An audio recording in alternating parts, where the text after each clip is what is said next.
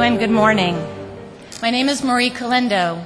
My day job is with Genworth, but this morning I'm speaking to you as a volunteer with the Alzheimer's Association's Greater Richmond chapter.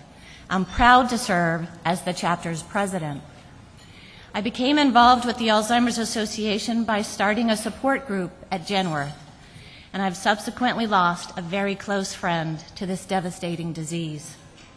I wanted the opportunity to help caregivers and those who have the disease. I share the Alzheimer's Association's vision of a world without Alzheimer's disease.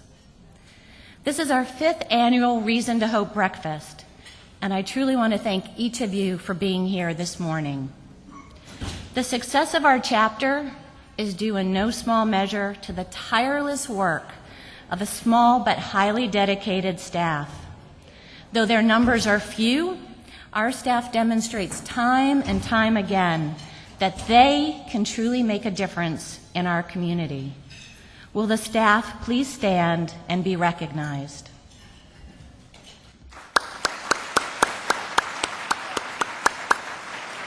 They're all still out working in the lobby. I would also like to thank my fellow board members who volunteer their time and talents and share our vision. Would the board members please stand and be recognized?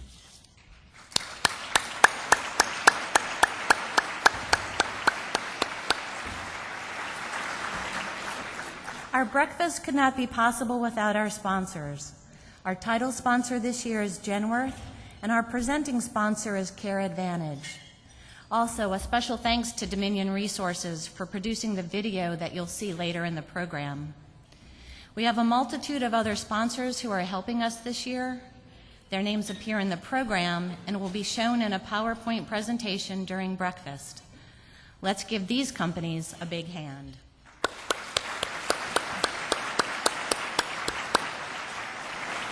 We're also deeply grateful for the hard work of our 62 table hosts.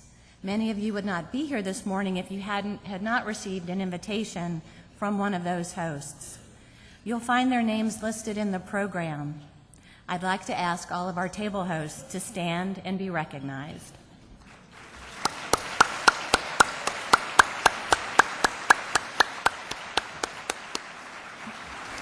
A special thank you also goes to our table host chair, Ted Ukrop of Lift Caregiving. Now, we'd like to share with you a brief but powerful video with sobering statistics for you to consider. After the video, please enjoy your breakfast, and thank you again.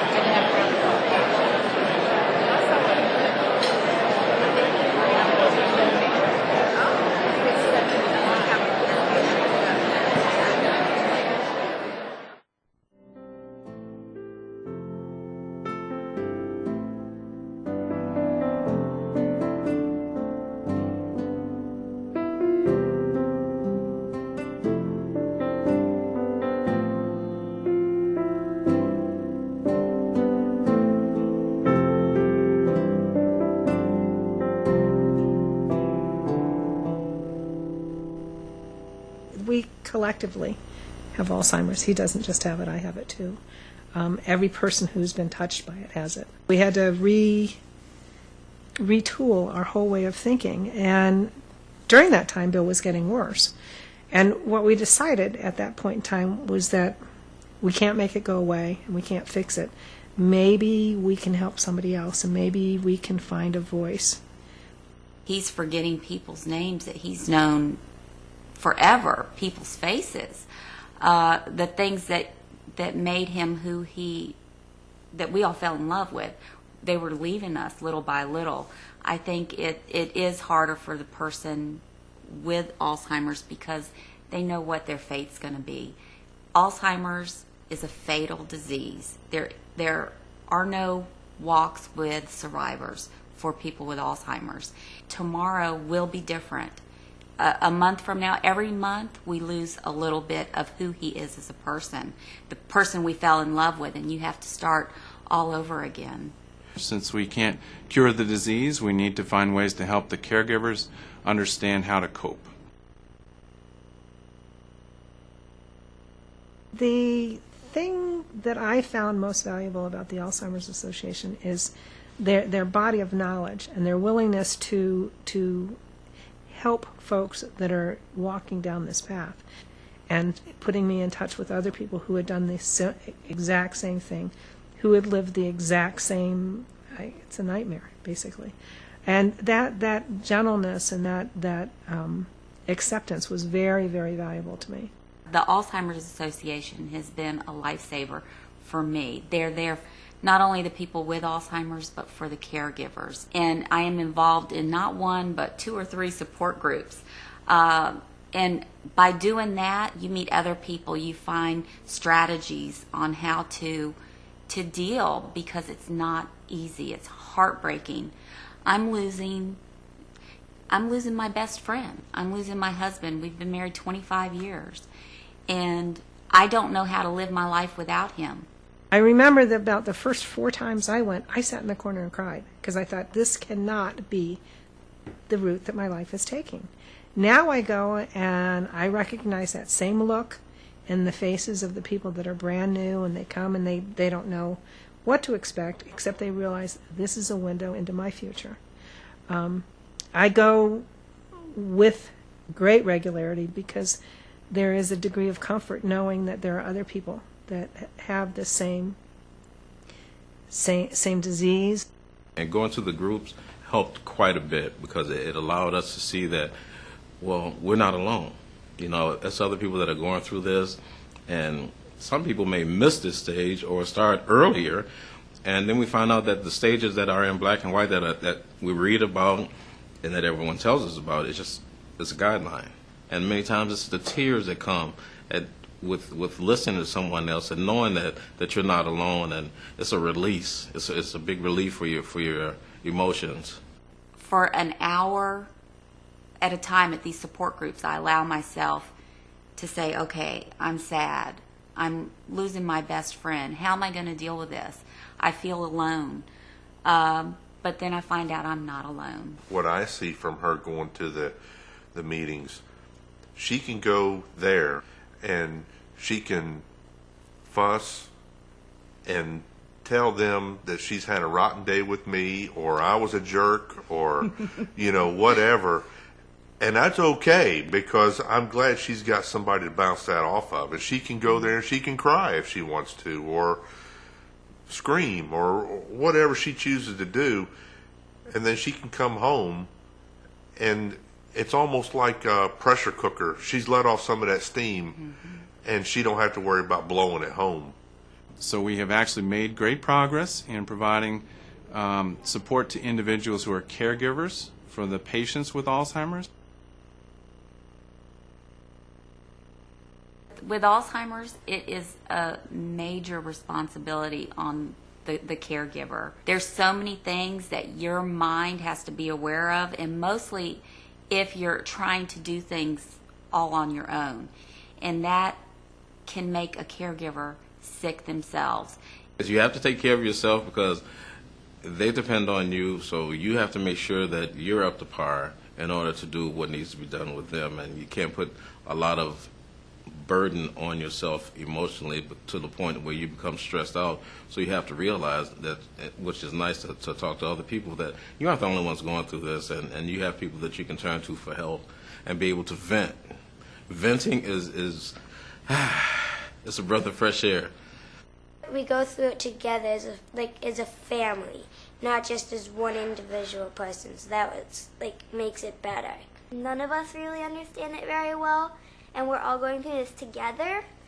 So I think if one of us is having a bad day, we shouldn't act bad, and we should feel for them, because we have those days too. Don't be hard on yourself by being angry, and realize that it's not your fault and it's not their fault. Because you're going to come across things that are going to make you angry, and you're going to wonder why are you doing this, or stop this. It's not their fault, and you can only do so much.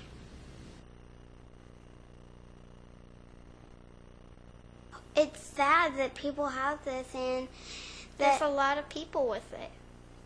And it's hard to go through this, and I miss him being more normal. And it would help everyone if you knew there might be a cure or something. So to say someone's brain is sick, we have to do something. This becomes a national dilemma that we have to try and overcome. It's really sad to get involved with something because your husband or your mother or grandmother has been affected by this disease, when if all put our resources, our education out there, and just the support of every day, how do we live with the Alzheimer's population, it would make this disease so much more bearable for everyone. One of the most important agendas for the next decade or so is to teach people about the disease, and we need to educate people in our communities who either are going to be caregivers, which many people will, or who are going to be interacting with patients and families who have Alzheimer's, so that there's some understanding and support.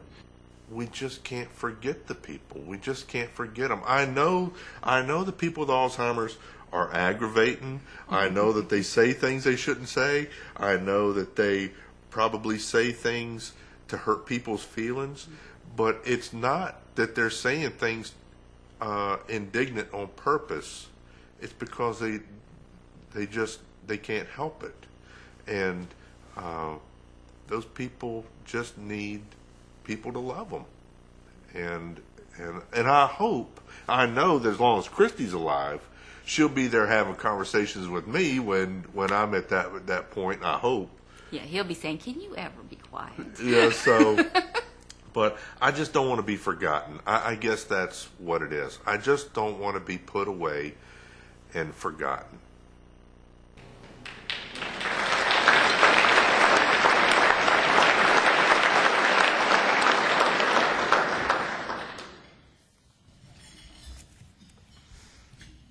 Good morning.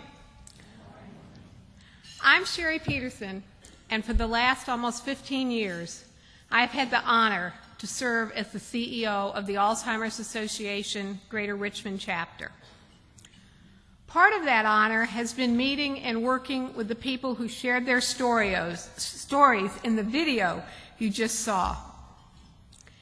Each of them knows all too well the incredible heartache that follows the news that a loved one has been diagnosed with Alzheimer's. That Alzheimer's is not a normal part of aging. It is a very real disease that afflicts both old and young. Sometimes it is hard to truly comprehend Alzheimer's unless you've actually been there and felt its effects firsthand, unless you've gazed into a mirror and wondered with dismay who that strange person is. In many ways, Alzheimer's is much like a train trip with family and friends. As the train pulls away from the station, you know everyone on the car with you. And as you look out the window, you see sights that are familiar to you, that you've known all your life. At the first stop, some of your friends and family get off the train, and strangers get on board to take their place. And as the train continues, you realize that you don't, that you no longer recognize the sights out of the window. At each stop, more of your family and friends get off, and more strangers get on. At the end of the trip, you don't recognize anyone on the train. You're surrounded by people you don't know, and the sights outside the train are all unfamiliar. This is the journey of a person with Alzheimer's, and it is often terrifying. It is a journey that over 5 million people are already on. It is a journey that 130,000 of our fellow Virginians are on, and that's a 30% increase since 2000. It is a journey that 10 million baby boomers will take in their lifetimes. And it is a journey that can last as long as 20 years and results in death. In fact, deaths from Alzheimer's increased 68% between 2000 and 2010, while deaths from other causes, including the major cause of death, heart disease, have decreased. Alzheimer's is the only cause of death among the top 10 in America without a way to prevent, cure, or even slow its progression. Alzheimer's disease strikes 1 in 9 Americans over 65 and 1 in 3 of those over 85. Fortunately, the Alzheimer's Association is here to help. The Greater Richmond chapter is based in Innsbruck, and it has regional offices in Fredericksburg, Colonial Heights, and Gloucester. We have a small staff and a modest budget, but we do an incredible amount of work serving your neighbors. Last year, our staff of 13 served about 10,000 individuals, but we need to do more. There are over 26,000 individuals in our chapter area with Alzheimer's. The demand for our services is growing as our population ages. By 2030, 1 in 4 Virginians will be over the age of 60. And for every person with Alzheimer's, there are at least 2 or 3 family members whose lives are changed forever. Through the many stages of the disease, family and friends of those with Alzheimer's look to us for reassurance, information, and support. Our programs assist people with Alzheimer's and other dementia diseases, their families, and their caregivers. Because Alzheimer's disease is often misunderstood and takes many twists and turns, education is important. This includes programs designed to help family caregivers understand the medical aspects of the disease and to deal with the challenges of behavior and communication. It also includes education for long-term care professionals. And we are happy to offer educational programs for your church, civic organization, or any other group. The chapter has a 24/7 telephone helpline, and we hold monthly support groups for those with the disease and their family caregivers. We know it is critically important for caregivers to take a break occasionally from the drudgery of their 24/7 job. We help make that break possible through our respite scholarships, which pay for professional care so the family caregiver can get some much-needed time off. Since 60% of those with dementia will wander at some time, we provide safety programs which assist in the safe and timely return of individuals who wander and become lost. Today, there is no cure and no treatment that stops the progression of Alzheimer's. While you may meet a survivor of a heart attack or cancer, you won't meet a survivor of Alzheimer's disease. Our staff works hard to help the caregivers survive. There are, however, reasons to hope. Researchers are working hard to find a cause, prevention, and cure. And every family that is touched by Alzheimer's wants them to succeed. We all look forward to a world without Alzheimer's disease. Until that day, the Greater Richmond chapter is here to help all those in our area who are on this frightening journey. Now, I can talk about statistics and numbers, but having to deal with the deadly disease is a personal journey. Shirley and Bill Heath had planned to be here this morning to share their journey, but could not because Bill is ill. They had some prepared remarks, some of which I would like to share with you now, and then you'll see a brief video of them. Bill starts. 2 years ago, Alzheimer's entered our life when Shirley was diagnosed, and it has shown Shirley and I where life is taking us. We didn't plan for it, and it's scary. You know the progress medical technology has made in the last 100 years. Some diseases have been nearly conquered, and the battle is moving forward on many others. In so doing, it has extended the human lifespan, thus unveiling another deadly disease, Alzheimer's. Alzheimer's is a terrible disease, and as it progresses, it robs you of your intelligence, your memory, and ultimately, your life. Shirley says that when I was first diagnosed with Alzheimer's, I was crushed. I shed buckets of tears, and I asked God over and over, why? Why me? What did I do to deserve this? I finally recognized I did nothing wrong. I also realized I could have had a heart attack or a stroke and be gone from the earth. I have come to accept it is what it is, and I intend to spend every minute trying to enjoy what I have left. Early on, I suffered denial, depression, and shame. I didn't want Alzheimer's, and I denied it. Depression came when I grasped my illness was real. I no longer deny my illness, and I try not to be too depressed by it. I try to be proactive. Alzheimer's is a disease, the same as diabetes or cancer. It is not something to be ashamed of, and I am here today telling you I have Alzheimer's and I need your help and support in fighting this disease. Bill continues to tell that he and Shirley both attend Alzheimer's meetings. We belong to the Butterfly Cafe group. At our meetings, we are divided into two groups, one for the people with the disease and one for the caregivers. At Shirley's stage in the disease, she often helps the others who are further along in the disease. I meet with the caregivers group, and being one of the new caregivers, I listen a lot as I have much to learn. At this point, Shirley's biggest problems are recent memory loss and some negative cognitive functions. Memory, for example. She will sometimes ask me the same question 10, 15, maybe 20 times a day. Cognitively, for the last 40 years, she has balanced our checkbook and the bank statement. She can no longer do that.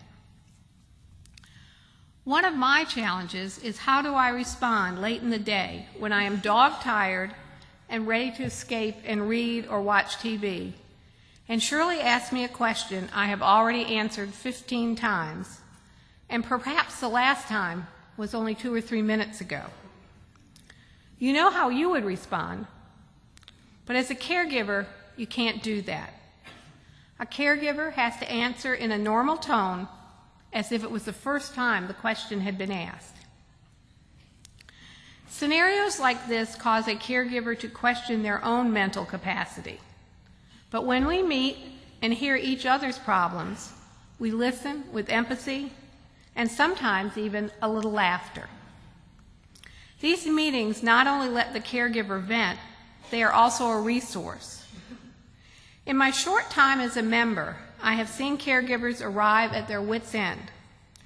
As they start to talk, tears flow. But 10 minutes later, another caregiver or the facilitator has provided a solution, and the person leaves the meeting with a beautiful smile and perhaps even a laugh or two. Last fall, Bill and Shirley told their story to Channel 12. I would like to share that video with you now. I don't want to forget my past. Bill and Shirley Heath met as teenagers. Yeah, it was on a double date. July the 4th weekend, 1953. I had an old 48 Plymouth coupe, and this young lady over here decides to play with my radio, and I didn't want anybody changing the stations on it, so I told her to keep her hands off my radio. Bill apologized for his crass statement, and the two have been an item ever since. We have 3 wonderful daughters, and we have 7 grandchildren. An ideal life together until one December morning in 2010. And she's getting up out of the bed, and she hollers for me to come in. And she says, something's wrong. I'm confused. I don't know where I am. Bill thought it might be a stroke, but after a month of several doctor visits, they were told it was Alzheimer's. The first month, there were a lot of silence, a lot of tears, crying. We talk about the future, but it is what it is. It could be worse. I could be suffering physically. But many questions about their future lingered. You never know where it's going. While reading the paper, Bill ran across an ad for the Alzheimer's Association. There's help there, there's information there. The Heaths now have a better idea of what to expect, learning from those who've already been there. They're taking trips, creating new memories. Shirley's biggest fear, losing cherished recollections of their decades together. Your past is beautiful if you look back, and that I want to keep. My name is Judith O'Brien, and I want to share a story with you about an amazing woman and the family that loves her. Her name is Edith. She holds a master's degree in microbiology and was once a skilled lab researcher and later a beloved middle school life sciences teacher. Edith loved the study of living organisms. And of all the living organisms, she had a particular passion for turtles. As a matter of fact, in her backyard at one time, she had some 15 live box turtles in a special turtle yard where she fed and tended to them for many years and became affectionately known as the Turtle Lady. That number expanded in time to over 150 in her collection. Wooden, ceramic, clay, jewelry. Her real passion, though, was cooking and feeding folks. And boy, was she good at it. One of her favorite meals to prepare was meatloaf, baked potatoes, salad fresh from her garden, homemade bread, and southern green beans. You know, the kind where you cook them for 3 hours with bacon grease.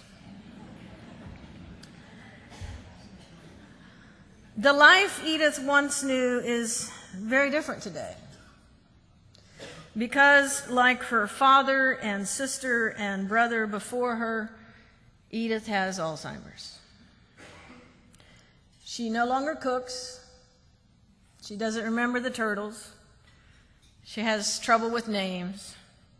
But when it comes to food, she's still pretty passionate. Now, don't mess with Edith's dessert.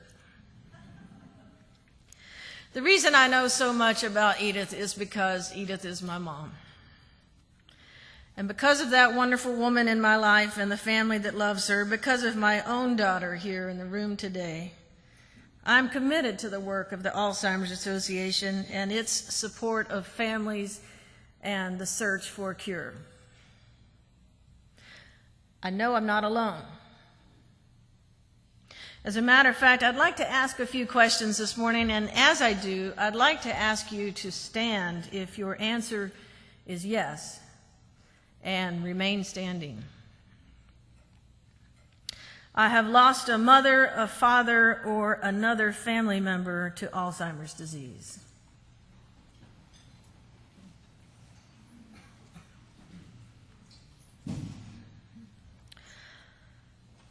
I am currently caring for a family member with Alzheimer's disease.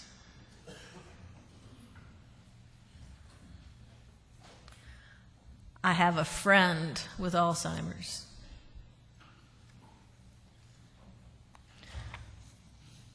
I know a family currently living with Alzheimer's disease.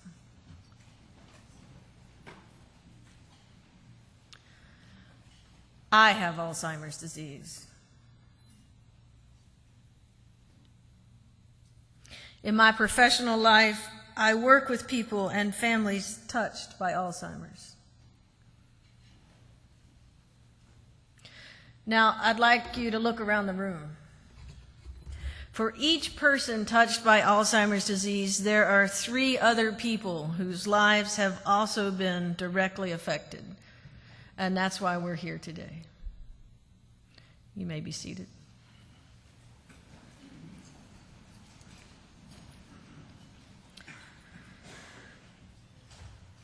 Now that you know about the frightening epidemic of Alzheimer's, I hope you are moved to make a financial contribution to support the Alzheimer's Association's work. I personally can't imagine facing this enormous struggle without the help of the Greater Richmond chapter. Quite frankly, the organization's work cannot continue without the support of people like you and me. I'm asking for a heartfelt contribution, a commitment to the 26,000 Richmond area families who are battling this disease. A pledge to the Alzheimer's Association is one of the most important investments any of us can make. I'm asking you now to pitch in with what is most needed, reliable financial support that can be counted on over the next 5 years to get these programs and services out to more families and individuals living with Alzheimer's. Your help provides information, support, and hope for families as their lives change forever. You can help right now by signing up for our multi-year giving society with a 5-year commitment. While we may not know what the world will be like in 5 years, we do know that in 5 years, the numbers of families in the Greater Richmond area affected by this disease will have increased by another 15%, or 4,000 more families. We're seeking pledges at various levels, from $250 to $5,000 for 5 years to help meet this growing demand.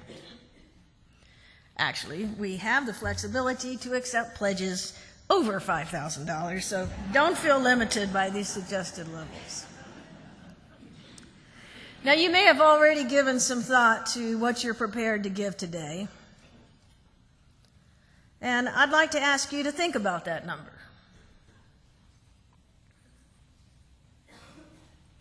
And now consider doubling it.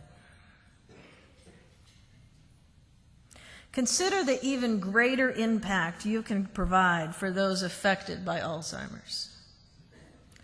Of course, some of you in the room this morning have already made multiple-year pledges.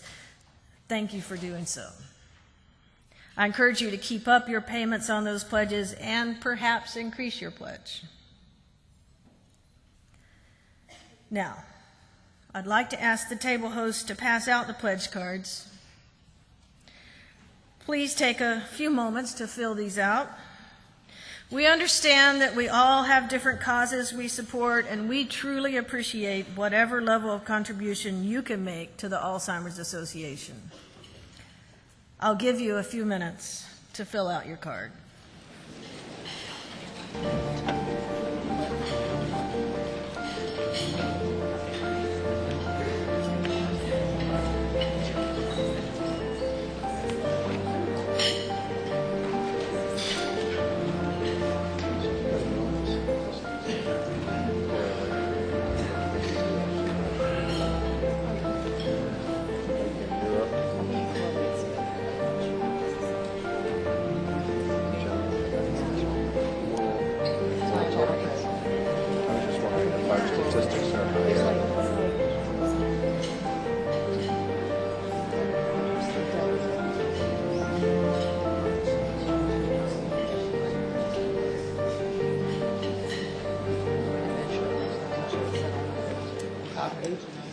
When you're finished filling out your pledge card, please pass your sealed envelopes back to your table host. The pledges you are making will help to ease the lives of those with Alzheimer's and their families in the Greater Richmond area. So on their behalf, I thank you for your presence here today. We all look forward to the day when Alzheimer's is just a distant memory. It truly is a reason for hope.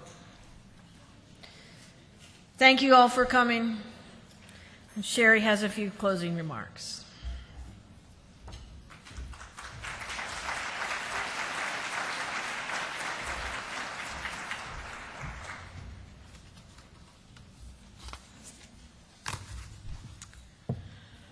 I want to thank Bill and Shirley, even in their absence, for sharing their story, and also Judith for her wonderful story about the turtle lady. I also want to thank the people who shared their stories and thoughts in our video, and if you would like to share it with others, it is available on our website. This morning you've heard a lot of information about Alzheimer's. You were given a lot of statistics, and that alone gives most of us pause. But for those of you that already know the disease firsthand, you know that the information and numbers quickly fade in the face of reality. I ask you please to share what you have learned today with others and those who may need our services. Staff members are at a table in the registration area with chapter service information or to answer your questions. We don't want anyone to face this devastating disease alone. Thank you for your support and for taking time from your busy day to be here with us this morning. You are our reason to hope. Have a memorable day. Thank you.